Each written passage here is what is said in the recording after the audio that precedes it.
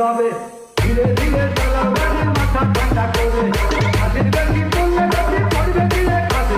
ধীরে ধীরে চলা গাড়ি ইঞ্জিন ভালো রবে হাতের গাড়ি করলে গাড়ি অ্যাক্সিডেন্ট হবে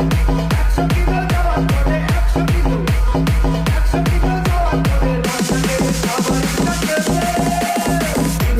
ভাবে গাড়ি চালাইলে পারে গাড়ি যাবে গরম হয়ে মজুর বেশি খাবে ভাবে গাড়ি চালাইলে ধীরে ধীরে চালা গাড়ি মাথা ঠান্ডা করে হাতের গাড়ি তুললে গাড়ি পড়বে ধীরে খাবে